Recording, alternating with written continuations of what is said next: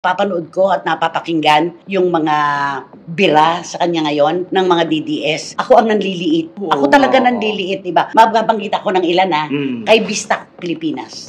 Magandang araw mga kabisdak. Pag-usapan po muna natin itong komentaryo ni Christopher Men labang kay Vice Ganda. Dahil nabanggit po doon ang mga Duterte diehard supporters. Kasama tayo Yawards. Kasi nga merong nagsabi na nabanggit na ako ni Manay Christopher Men. Kahapon nalaman ko. Nabanggit ko rin po sa content natin nung umaga. Hinahanap ko po kung nabanggit ba talaga. Nandoon talaga. Kasama yung ibang mga DDS. At pag-usapan po natin yan. Dahil ayon po kaya Manay Christopher Men, ipinako daw. At gustong ipako ng mga DDS itong si Vice Ganda. Pero bago ang lahat, palike muna, pa-share, pa-subscribe. At pakipindot po ang inyong notification bell upang lagi po kayong updated sa ating mga video. Ayan po mga kabisdak. At pag-usapan rin po natin yung pagka-boplax ni Vice Ganda. Kasi nga ako ay nag-post po ako ng mukha ni Vice Ganda sa Facebook. Ay yung boplax siya, kalbo ba? Marami na bas po tayo at sinasabi ho nila fake news daw. Hindi daw totoong boplax si Vice Ganda. Ayon po sa mga bulag niyang mga supporters, mga dilawan, pinklawan, kasama na rin mga pulawan. Kaya meron po akong nakitang video na talagang hinubad niya yung wig. Kaya tama po dito si Bibi Gandang Hari. Hinubad niya po yung wig. At pinakita niya, boplax talaga siya. At ipi-play po natin mamaya. At dagdag po ni Manay Christopher Men, talagang siya daw yung nanliliit sa mga banat ng mga Duterte diehard supporters kay Vice Ganda, para bang siya po ang nahiya dahil sa kabastusan ng naturang pitrang kabayo. Marami na talagang bumabanat, mga DDS political vloggers. Ginalaw mo pinakailaman nyo yung komunidad ng mga DDS. Sinadya naman yan. Pero bago po natin pag-usapan yung mga ganyang usapin ngayong araw, labag na ba sa batas itong mga birada ng mga Duterte diehard supporters? Labag na ba sa freedom of expression at freedom of speech? At labag na nga ba yung ginawa ni Vice Ganda sa pambabastos kay former President Rodrigo Roa Duterte? Sakop pa rin ba yan yung ginawa ni Vice Ganda sa freedom of speech and freedom of expression? Hindi po ako abogado, kaya mas maganda pakinggan po natin itong kababayan mismo ni Vice Ganda na si Attorney Raul Ambino, para ma-guide po tayong mga DDS. May freedom of expression pa ba tayo? May freedom of speech pa ba tayo? Sa pagsagot po natin kay Vice Ganda. At si Vice Ganda, may freedom of expression at freedom of speech nga ba? Okay. Panuorin po natin itong magaling na abogado, mga kabisak, nang may matutunan ho tayo. Habang ako po ay naririto sa La Union, ay marami ang nagtatanong sa akin. Ano na raw ba yung gagawin dito sa ginawang pagbibiro o kaya pag-insulto kay Tatay Digong nitong isang entertainer, isang artista na sikat. Pangalanan na natin itong si Vice Ganda. Ano ba ang pwedeng gawin dyan? At bakit ganun ang ginawa niya sa kanyang konsyerto? At ginamit niya si Tatay Digong, si PRRD, sa kanyang mga pagbibiro. Sabi niya, freedom of expression daw lang naman yon.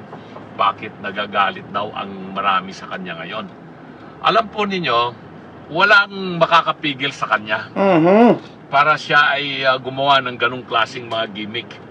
Walang pumipigil sa kanya. Pwede niyang gawin yon. Insultuhin niya o kaya lait-laitin niya ang sino mang tao na pwede niyang gamitin para sa kanyang pag-arte o kaya paggawa ng gimmick para siya ay maging sikat.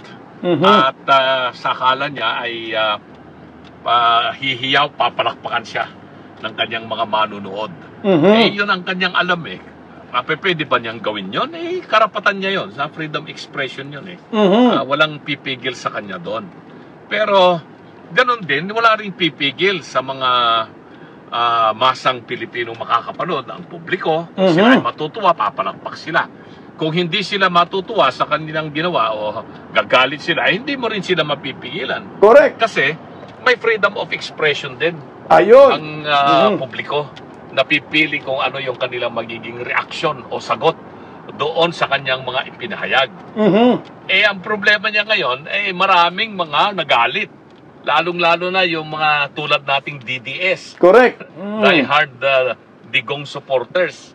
Nagalit talaga sila kasi nga, biro mo, iinsultuhin mo yung presidente, gagawin mong kabiro-biro yung kanyang... So, ulitin ko kaya ako naisipan mag-live ulit dahil itong si Vice Ganda, tiga-probinsya po ito ng La Union. Ilocano ito.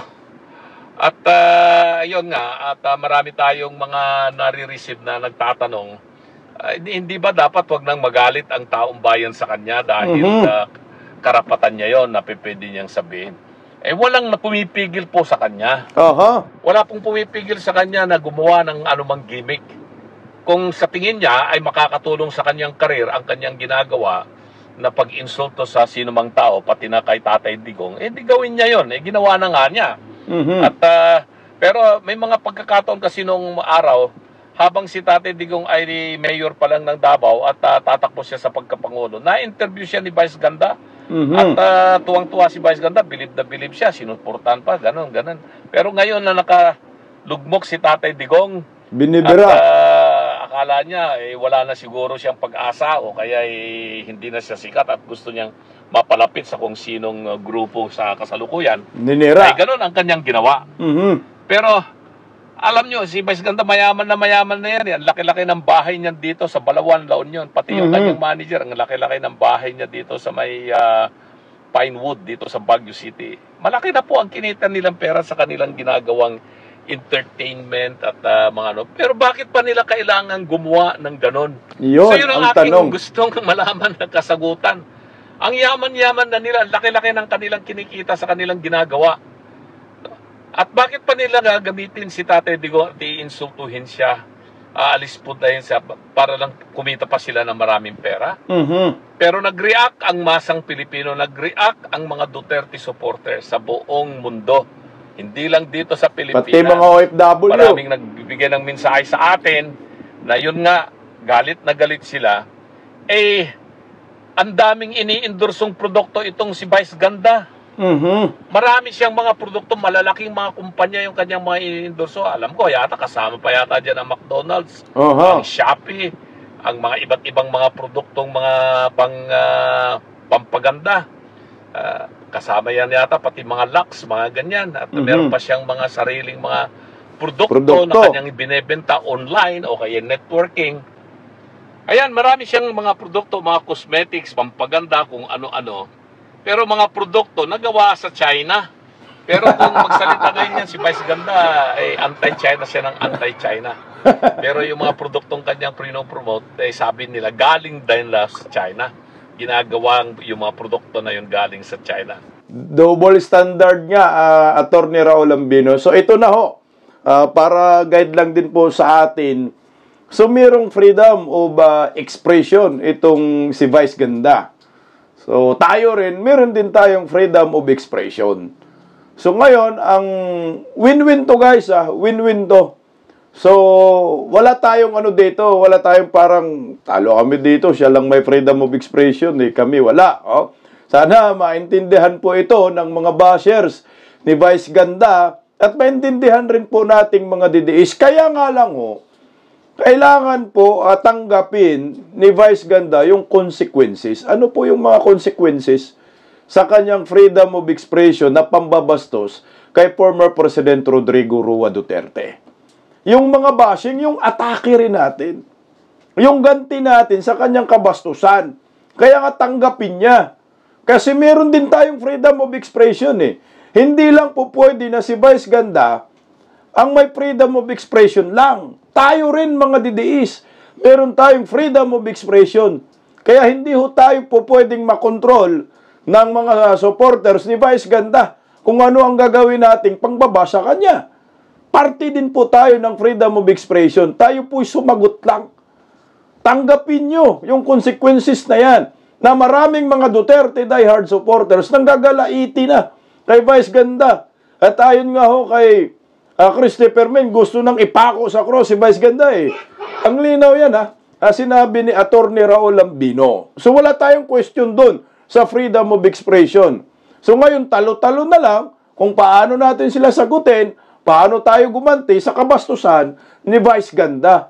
Kaya huwag kayong mag-inarte, huwag kayong mag-feeling victim na kayo po ay binibira ngayon ng mga DDS dahil kagagawan mo yan. At meron din kaming freedom of expression. Kung kayo ay sinasabi ninyo, meron kayong freedom of expression, meron doon ho kami. Hindi ho po pwede kayo lang yung freedom of expression. Pagdating sa mga DDS, hindi, walang freedom of expression, kaya pagkakasuhan ninyo. Hindi ho po pwede yan. Ayan na po ang sinabi ni Attorney Raul Lambino. Ngayon, may mga produkto ka. Natural. Karapatan din po namin na i-boycott yung mga ini-endorse mong mga produkto. Pakinggan natin muli si Attorney Raul Lambino. Ito. So, dyan mo makikita yung hindi diretso talaga yung kanyang paninindigan, kaisipan, At ito ngayon. Tapos, ngayon ay magagalit daw siya. Dahil, bakit daw nagagalit ang DDE sa kanya? Karapatan daw niya yung ganyang mga ginagawa. Karapatan niya yon. Walang tumatawad doon. Okay yon, karapatan niya yon. Pero okay rin sa DDS, sa masang Pilipino, na magalit sila. Correct. At manawagan na i-boycott itong mga produkto na ini-endorso nitong si Vice Ganda at itong mga produkto na kanyang ibinebenta sa publiko. Karapatan nila yon, karapatan ng DDS yan, karapatan ng... So ayan, freedom of expression niya, may freedom of expression din ang mga tao. Yung mga supporters ni Tatay Digong na tulad natin, di siyempre mananawagan tayo na i-boycott natin yung mga produktong may kinalaman si Vice Ganda. I-boycott natin. Karapatan natin yun At sasabihin natin, sininsulto mo yung aming idolo. Nasaktan kami. Di ipahayag din namin yung saloobin namin na hindi kami natuwa sa iyong ginawa. At kasama sa freedom of expression natin na i-boycott o kaya manawagan pa na i-boycott. So kasama, kung mayroon siyang freedom of expression si Vice Ganda, meron din tayong freedom of expression. Okay. Na i-boycott itong mga produktong kanyang ini-endorso, mga produktong kanyang binibenta, yung kanyang mga programa, yung kanyang mga konsyerto. Pwede natin gawin yon at tayo ay nananawagan na ipadama natin sa kanya yung pagkadismaya natin, yung galit natin. At iyon ay kasama sa ating freedom of expression. Kasi yan ay mapayapa na pagpapahayag ng ating damdamin, ng ating saloobin, ng ating kaisipan, at nasasakupan yan sa garantiya ng freedom of expression na nandiyan sa ating saligang batas. Kaya wag siyang magtaka kung magagalit ang Pilipino sa kanya. Bahala siya kung sa tingin niya ay makakakuha siya ng marami ring mga supporter sa kanyang ginawa. Siguro makukuha niya yung supporters ng mga Pinklawan, mga Dilawan, mga terorista, mga Pulahan. Sama terorista. Pero yung mga luntiang katulad ng DDS at iba pang mga grupo, lalong-lalo na po dyan sa Mindanao at saka sa Bisaya at mga overseas Filipino workers na nagmamahal kay Tatay Digong, galit talaga sila sa kanya. At alam naman natin, pagdating po sa kung merong sinong Pilipino ang may kapasidad o yung capability na bumili ng mga produkto ay siyempre yung mga overseas Filipino workers natin at mga pamilya nila. Malaki po yung kanilang purchasing power capacity na tinatawag. So ayan, tayo ay nakikisa sa panawagan ng ating mga mamamayang Pilipino, taong bayan na nagmamahal kay Tatay Digong, na i-boycott natin si Vice Ganda at mga produktong kanyang ini-endorso. Lahat po ng kanyang mga produktong binebenta, alamin po natin lahat ang mga yan. At huwag po nating tangkilikin dahil sila pong mga kumpanya ang kanilang binibigyan ng malaking halaga na pera sa kanyang pag-endorso ay yang si Vice Ganda na taga La Union. Taga La Union yan, malaki ang bahay niya rito sa may La Union. At ako'y sabihin ko, tagahanga po ako talaga niyan dahil kapwa Ilocano. At napapanood ko yan nung hindi pa siya sikat. Nag-perform yan sa mga iba't ibang mga bar dyan sa Quezon City. Dyan sa may library, ang isa dyan sa kanyang pinag-performan dyan sa may Quezon City. Dyan sa may Timog Avenue. At tapos meron ding isa doon sa Quezon Avenue. Tapos meron pa doon sa may sa Ermita, Malati area. Pinupuntahan natin yan nung hindi pa siya sikat. Tapos naging talent siya ng ABS-CBN. O yan din, masasama na rin siya kung meron pa siyang programa po dyan sa television o kung ano man po yung kanyang nilalabasan pa mga programa. Ay i-boycott na natin. Hindi na po tayo manonood at hindi na matatawa sa kanyang mga ginagawa. So yan po yung ating ibig sabihin ng freedom of expression. Meron po siyang freedom of expression, gawin po niya yung sa tingin niya ay makabubuti sa kanyang karir at sa tingin niya ay napapasaya niya yung kanyang mga manonood. Pero meron din po tayong freedom of expression na tayo ay nainis at hindi natin gusto yung kanyang mga ginagawa at isama na natin yung mga produkto po na kanyang ini-endorso, wag na po nating tangkilikin. Dahil yung pagtangkilik natin, yung pag-boycott po natin, pagprotesta natin, kasama po yan sa coverage ng freedom of expression. Kaya yung mga nagtatanong po na sila po ba ay may karapatan na ipahayag ang kanilang galit at inis kay Vice Ganda sa ginawa niya kay Tatay. Meron po, wag po kayong mag-alala. Wala pong masamang kaso po doon. Hindi po kayo madidimanda. Dahil karapatan po ninyo yan na ipahayag po. Tulad ng karapatan ko ngayon na binabanggit ko sa inyo ngayon, yung pagpapaliwanag ko tungkol sa kahalagaan po ng freedom of expression. Ayan ha! Maliwanag! Mga DDS, hindi po tayo madidimanda sa ating pagpalag at galit dito sa ginawang kabastusan ni Vice Ganda dahil meron tayong freedom of expression. Pasok na pasok. So ngayon, si Vice Ganda, meron din naman siyang freedom of expression, kaso nagalit tayo, di ba? Sa kanyang ginagawa, yun yung consequences niya dyan. At tanggapin niya, at hindi po pwede mangiyak-ngiyak kayo dyan. Inumpisahan po ninyo yan, tatapusin namin yan. Yan yung freedom of expression, maliwanag po yan. Okay, kagaya ho nito, pakinggan po natin si Manay Christopher Min dahil naitampok tayo, nabanggit po tayo sa kanyang vlog. Pakinggan po natin dahil ayon po sa kanya, gusto nang ipapako sa cross ng mga DDS itong si Vice Ganda at nangliit daw siya sa mga banat ng mga DDS laban dito kay Pitrang Kabayo. Pakinggan po natin si Manay Christopher Min. Grabe no, magkalaban talaga pala sila. Kaya siguro naghahanap sila ng, tinitingnan nila yung mga reaction ng mga DDS, yung expression ng mga DDS laban dito kay Vice Ganda. At nasali tayo dyan.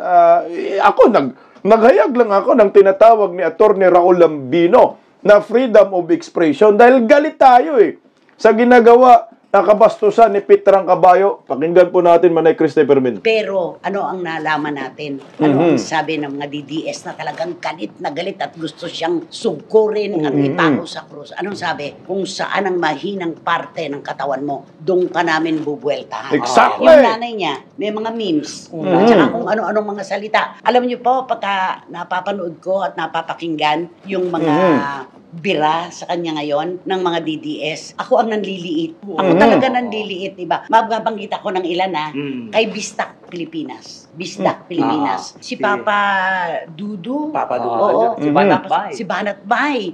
Alam niyo naman po na ang mga taong ito talaga ay nakikipaglaban ng patayan para sa dating Pangulo. Para po sa kanila, kapag sinaktan niyo ang Pangulo, sinaktan niyo na silang lahat na nagmamahal sa ating dating Pangulo. Naman, no? Maraming salamat Manay Christopher Min, napasama ako sa mga bigating mga DDS. Si Papa Dudut pala, DDS din yan. Sorry, hindi po ako hindi po ako na kasunod sa kanya. Siyempre, si Sir Banat Bay, sulit tayo dyan, no? Tama ka dyan, Manay Christopher Min. Hindi po namin yan papayagan na si Tatay Digong ay basta-basta lamang bastusin ng isang pitrang kabayo na kabastos-bastos din naman yung mukha. Kami ay sumagot lang. This is part of freedom of expression. So ngayon, anong problema dito? Kung hindi nyo po kaya yung aming mga atake at aming pagsasagot sa kabastusan ni Vice Ganda, merisi, no? Pagalingan na lang ng ribat. Pagalingan na lang ng depensa. O kami, may hugot kami. Tama ka dyan, Manay Christopher Min. Simula noon pa, Duterte na kami. Ako nga, nung nangangampanya ako kay Tatay Digong, 2015, 2016, iniiwan ko yung mahal ko sa buhay. Mag-ina ko. Dahil alam ko, na itong si Duterte may magandang gagawin para sa ating bansa. Nagulat nga ako after pangangampanya, hindi ko alam na yung asawa ko pala, habang nangangampanya ako kay Tatay Digong, meron na siyang cancer Pero survivor na yung asawa ko. After na ng pangangampanya at nanalo na si Tatay Digong, saka pa kwininto ng asawa ko. Pero salamat sa Diyos dahil napaggamot namin. Kaya ganun lang ako ngayon. Ay pinaglalaban si Tatay Digong. May hugot talaga kami. Walang halong biro itong aming ipinaglalaban ngayon at pagdepensa kay Tatay Digong. Kaya hindi ho kami papayag na yung aming tatay ay bastusin lang ng isang kabayo. Pitrang kabayo, tikbalang na lang para hindi masakit. Kasi pag kabayo daw, swangit daw talaga Pita na lang, tikbalang. Sa tikbalang na lang tayo para hindi masyadong masaktan. Doon na lang kami sa tikbalang, mukhang kabayo naman kasi. Kaya ano lang, patas lang tayo. Huwag mag-iyakan. Kung ginagago ninyo si Tatay Digong, gagaguhin din po namin kayo. Buti nga, hindi namin kayo minumura Ako, hindi ko pa naman minumura itong tikbalang na ito. Di ba? Hindi ko pa minumura. Pero siya minura tayo. Narinig nyo yung banat niya. Minura tayo Pinipiay tayo. Kasama si Tatay Digong. Pero siya narinig ba? Ako, hindi pa ako nagmumura sa kanya. Puro lang tikbalang, buplax, gano'n ang tawag ko sa kanya. Dapat nga, murahin din natin siya ng malutong Kung hindi lang pupula sa YouTube, pinipiay na rin natin, di ba? Tang-inumin, parang gano'n. Tuloy po, Manay Christopher Min. Oo, kasi naniniwala sila, tatay nila yun. At Tatay Digong. Tatay Digong ang tawag sa kanila. Kaya ngayon, siyempre, alam mo naman ng mga taong galit. Di ba? At saka alam mo, di ba, sa mga Pilipino, di ba, pag magaling yung bata, tatanong ka agad, sino ba ang nanay niya? Tama.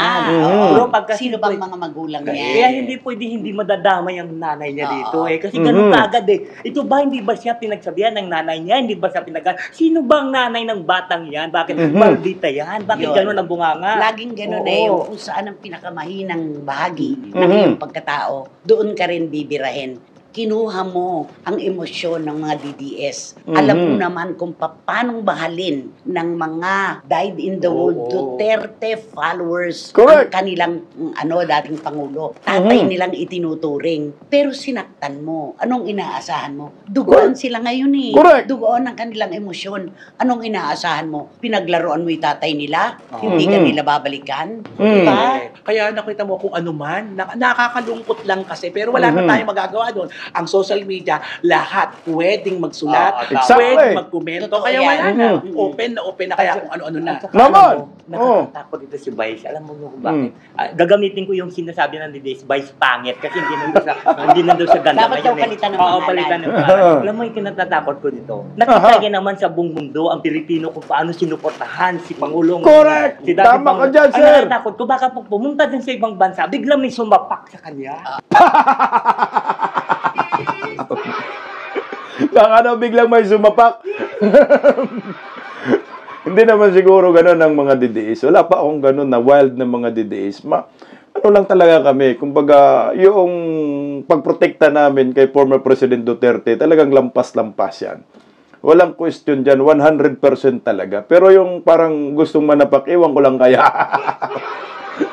Pero ako dito sa Bisdak Pilipinas, yun yung pinapaalala ko lagi na si Vice Ganda, meron siyang nanay, no? 80 anyos din. What if ay bibirahin din yung kanyang nanay at madadamay din at kalad ka rin din? sa social media, hindi ba niya iniisip yun? Hindi masasaktan din siya. Pero ako dito sa Bisdak Pilipinas, nire-respeto natin yung nanay niya. Ni minsan hindi ko po yan dinadamay. At nanawagan pa nga ho ako na sa mga DDS, wag po natin idama yung nanay niya. Respetuhin natin yung nanay niya. Senior po yun, may mga nanay din tayo. May mga nanay din kami, Vice. Hindi po kami ganun kabastos masyado, kagaya sa pagkatao mo. Alam din po namin kung ano yung limitasyon namin. Maraming mga DDS ang nananawagan na huwag naman natin idama yung nanay niya. Dahil matanda rin ho yun. Kasi kung idamay natin, pareho lang din tayo kay Vice Ganda. Sobra kabastusan. Ito na kami, direkta na lang ang pagribat namin kay Vice Ganda. Exactly. Hindi naman mapipigilan talaga. Pero kami dito, tayo sa Bisdak Pilipinas, ni minsan hindi po natin tinitira yung nanay niya. Dahil alam po natin yung limitasyon natin. Iwan ko lang sa ibang mga DDS, wala na tayong control doon. Oo, kaya namin manawagan na wag naman ganon.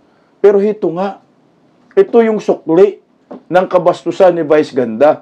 Talagang makaladkad ang mahal niya sa buhay. Yun ang problema ngayon. Pero yung sapak, mukhang wala pa yun, sir.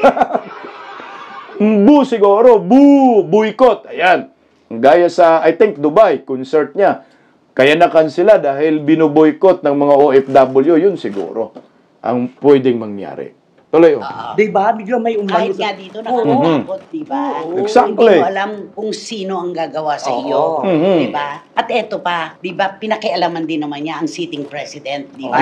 Sa pamamagitan ng utu-utong si MC at saka si Bongbong. Pinakialaman din niya. Pero hindi gaanong nagpakita ng pagsuporta sa kasalukuyang Pangulo ang kanilang mga taga-suporta. No? Napansin ko lang. Yes, kasi itinuon talaga lahat nila kasi dalawang grupo nga ang nagbabangayan. Tapos, 'di ba? Syempre yung kung saan yung mas yung alam mong lalaban, pag nakanti mo talagang mag-iingay talaga kasi yun sila na yung malungkot at talaga nagdaramdam sa nangyayari. Exactly ka. Tama ka dyan, sir. Wala rin supporters kasi Bongbong. Walang magtatanggol kay Bongbong. Walang supporters. O di ka naman yan planado nila. Kami naman talaga mga DDS, hindi naman namin papayagan na bastusin lang si Tatay Digong Kami kasi yung talagang legit yung suporta namin, walang sukli. Organic. Organic po yung mga DDS. Itong mga supporters si Bongbong, puro mga trolls. Mga bayaran. Wala talaga yung mga supporters yan. Animal talaga naman. Kaya walang babanat kay Vice Ganda kasi ang kanilang ikinatuwa dahil tinitira si Tatay Digong, yung nang trending Duterte. Kasi sikat man talaga si Tatay Digong, maraming supporters. Kaya magti-trending. May kami talagang hindi ho namin papayagan si Vice Ganda bastusin si Tatay Diggs. Yung mga supporters si Bongbong, payag silang bastusin yung amo nila. Ilan nyo? Kahit mga ensaymada vloggers, hindi talaga nila ipagtanggol si Bongbong. Promise. Ayaw man nila banatan kasi siguro si Vice Ganda kasi nakabinipit sila. Kaya huwag na lang natin banatan, okay lang yung pangiwi-ngiwi. Totoo naman. At bakit po sila magre-react? Totoo naman talagang umingiwi, ha? Wala ganon. Ano po yung ipinaglalaban nila kung sakali, ipagtanggol nila? Si Bongbong, umingiwi-ngiwi. Ay, putya, kita naman sa kamera. Nakalakam pa di tablado sila. Di ba? Sasabihin ng mga pinklawan dilawan, ay, kayo naman, masyado naman kayong balat sibuyas. Kita naman natin, nakangiwi talaga At saka hindi naman na ginigipit yung amo ninyo. Kayo na nga nang gigipit. Feeling victim pa kayo. Kaya wala talagang ganun. Hindi sila magre-react. O baka naman, planado rin nila ito. Sila may isip nito. Kay si Baki, di ba? Na-meet agad yung mga president, mga COO ng ABS-CBN after concert. Planado, kaya walang magtatanggol talaga dyan. Papatahimikan, tumigil kayo. Huwag kayong mag-react. Ang bayad ninyo, atakihin ang mga Duterte. Hindi atakihin si Vice Ganda, kakampi natin yan. Di ba? Tingnan mo, bakit ka patitira kay Vice Ganda? Nakabinipisyo ka. Tinitira ninyo si Duterte. Kaya ang talagang mag-react kami. At kami po ang maraming mga supporters, si Tatay Digong. Ito lang yung patunay. maraming mga DDS saan man panig ng mundo. Ganon ang nagiging epekto sa amin. Hindi kami titigil hanggat hindi babagsak itong karera ng tikbalang na ito. Tuloy nga natin, Ito isang hukbo ang kalaban niya ngayon. Exactly. Napakasakit nito. Kung tawagin siya, panot, kalbo, tapos vice pangit. At saka yung burug-burug yung mukha. Sino ang pinakailaman? Pati yung kakampi rin ng mga DDS na si Senator Marcoleta. Diba? Tenera din. Tapos, inaano sa kanya, porque ba isa si Senator Marcoleta sa mga naging dahilan kung ba't nagsarado ang ABS-CBN, gaganyanin mo at meron pang lumalabas ang nagpapasweldo daw sa kanya ngayon. Ay yung tinatawag nilang si Tambaloslos. Of course, magbibigay galang tayo. Hindi naman natin tatawagin ng Tambaloslos. Tawagin mo man si Speaker Romualdez. Okay lang sa kanila, okay lang Kasi yan. nga, siya ang nakabili ng isang bahagi ng tingnan ABS-CBN. nyo. Kaya parang lumalabas pa, pinag-utusan. Oo, kasi Ganun ako hindi ako talaga. naniniwala Nasa doon. isip At saka namin. sa kwentong ito, pwede ka na magbanggit ng magbanggit Ah, Dahil sa naka-open ng Dugtong-dugtongin. Open ang kwentong ito, bahala na kayo kung sino ang sabihin nyo dyan. Tama. Pero ang punto lang talaga dito, nakasakit. Yun. Correct. Yun, At saka ito, hindi na, alisin na natin yun, yung pinapasweldo siya, ng nakabili, ng ganito, na ganito at ganyan, alisin na po natin yun. Ang talagang naiiwanan dahilan dito, kawalan ng respeto sa isang lipunan na katulad ng sa atin, may edad, nakakulong, at sa kanilang paniniwala ay kinidnap ang Correct. ating Pangulo para ipakulong doon sa The Hague. Palakpakan natin si Manay Christopher Min. Exactly, yung word na respeto na lang sana. Kung narespeto lang niya si Tatay Digong, wala tayong problema. Pero, kaming mga DDS, hindi rin po ninyo kaming masisisi, kampo ng Pinklawan Dilawan. Ito yung reaksyon namin. Ito yung expression namin sa kabastusan ni Vice Ganda. At hindi rin namin maiiwasan na ikukunikta namin kay Tambaloslos. Dahil itong si Tambaloslos, mamay-ari din ng ABS-CBN. Yung DJMM, ABS-CBN din naman yan. Kaya nag-iisip kami, nagpapasahod dito si Tamba, hindi nyo na kami masisisi dyan Dahil mag-iisip kami talaga at mag-iisip. Maghanap kami ng aming mga Tsurya namin. Kung bakit nagkaganito si Vice, hindi naman tinitira ni Tatay Digong. Kagaya nitong buplax. Tingnan nyo yung pagiging panot ni Vice Ganda, sana, hindi po namin yan iisipin pa. Ito yung kahinaan mo Ito yung tinatago-tago mo sa publiko na sinasabi ni Bibi Gandang Hari, parang mukha na tinubuan ng wig. Ito sa mga Dilawan, Pinklawan. Aminin nyo po, talagang buplak si Vice Ganda. Nakahanap po ako ng video. Tinanggal po niya yung wig niya Talagang buplak, kita yung airport. Kasi nasabi tayo fake news ito pasintabi sa mga kaibigan nating mga panot, hindi po ko kayo pinapatamaan dito.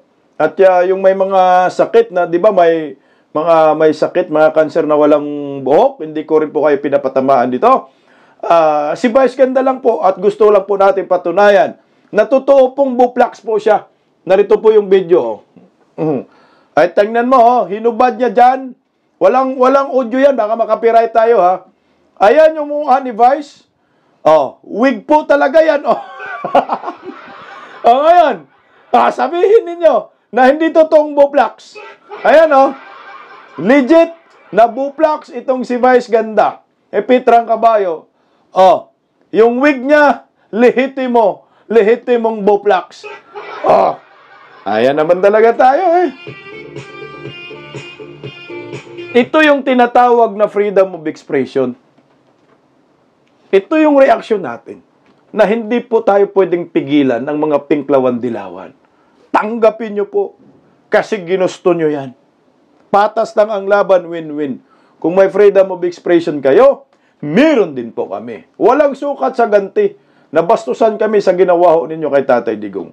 Ayan lamang po mga kabisdak. Kaya huwag tayong matakot. Sumagot po sa mga pambabastos ni Vice Ganda kay Tatay Digong. Mabuhay po tayo mga Pilipino. Maraming salamat, Manay Christopher Min, na nabanggit nyo kami, na-recognize nyo kami. Pero hindi po kami Hindi ko kilala yan, si Manay Christopher Mina. Hindi ko yan na-meet personally. Pero siyempre, pasalamat tayo kasi nga, na-recognize na yung pagiging Duterte diehard supporters. Isang karangalan po yan. Mabuhay po tayong mga Pilipino. Bistak Pilipinas, God first. Maraming salamat po. Bye-bye. Ingat.